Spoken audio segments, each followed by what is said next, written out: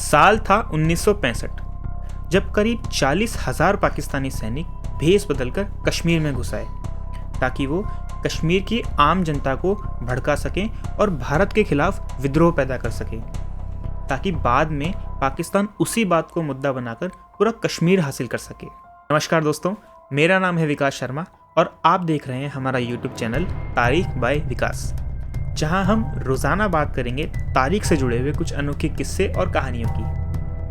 आज है 10 जनवरी और साल 1966 में इसी दिन भारत के तत्कालीन प्रधानमंत्री मिस्टर लाल बहादुर शास्त्री जी ने पाकिस्तान के साथ ताशकंद में एक समझौता साइन किया, जिसे हम ताशकंद डिक्लेरेशन के नाम से आज जानते हैं। हुआ यूं कि 1962 में सीनो इंडिया वॉर, जो कि चाइना और इंडिया के बीच लड़ी गई, उसमें भारत को हार का सामना करना पड़ा, जिससे कि भारत की इकोनॉमी और मिलिट्री पावर काफ़ी कमज़ोर हो गई। भारत इस सिचुएशन से बाहर निकलने की कोशिश कर ही रहा था कि अचानक मई 1964 में भारत के प्रधानमंत्री जवाहरलाल नेहरू जी की मौत हो जाती है, जिससे कि भारत को एक बहुत बड़ा डिप्लोमेटिक झटका भी लगता है। और उसी समय भारत के दूसरे प्रधानमंत्री बनते हैं लाल बहादुर शास्त्री जी। भारत की इतनी कठिनाइयों को देखकर पाकिस्तान को लगता है कि यही सही मौका है कश्मीर को अपने कब्जे में करने का, और इसके लिए वो एक ऐसी ऑपरेशन की प्लानिंग करता है जिसमें पाकिस्तान अपनी आर्मी के 30 से 40 हज़ार सैनिक भेष बदलकर कश्मीर में भेजता है। और इस ऑपरेशन को नाम दिया जाता है ऑपरेशन जिब्राल्टर, जिसमें अप्रैल 1965 में पाकिस्तानी सैनिकों को एक टास्क दिया जाता है कि वो कश्मीरियों के कपड़े पहन के कश्मीर में जाएं और वहाँ की आम जनता को भारत सरकार के खिलाफ भड़काएं और कश्मीरी जनता में भारत के खिलाफ विद्रोह पैदा करें, ताकि पाकिस्तान इस मुद्दे को इंटरनेशनल लेवल पे ले जाके भारत को घेर सके और कश्मीर को अपने कब्जे में ले सके। बट गेस व्हाट, पाकिस्तान का ऑपरेशन जिब्राल्टर बुरी तरह से फेल हो जाता है, क्योंकि कश्मीर की जनता पाकिस्तानी आर्मी की बातों में बिल्कुल नहीं आई और उन्होंने इन सारी हरकतों के बारे में जाके इंडियन आर्मी को बता दिया। और इसकी वजह से भारत और पाकिस्तान के बीच अगस्त 1965 में एक खुली जंग चालू हो गई।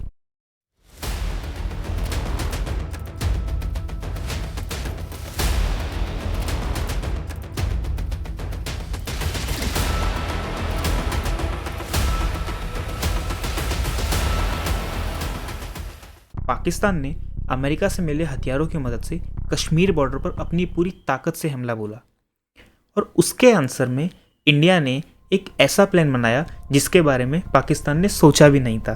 इंडिया ने पाकिस्तान की पंजाब बॉर्डर पर हमला किया और टारगेट बनाया लाहौर को अपने कब्जे में करने का, और ऐसा हुआ भी। इंडियन आर्मी लाहौर तक पहुंच गई, जहां उन्होंने लाहौर के बरकी को अपने कब्जे में ले लिया।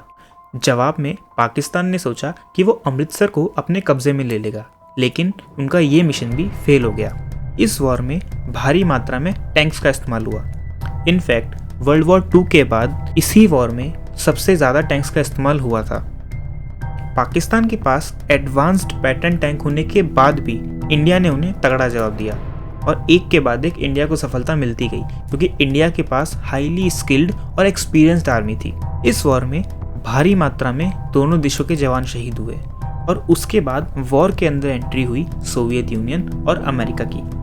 पहले तो जहां उन्होंने सीज फायर करवाया, बाद में दोनों देशों को बातचीत के लिए भी राजी कर लिया, और ये करना उनके लिए ज़रूरी भी था, क्योंकि इस वॉर की वजह से यूएसए और सोवियत यूनियन के बीच चल रहा कोल्ड वॉर एक्टिव हो सकता था।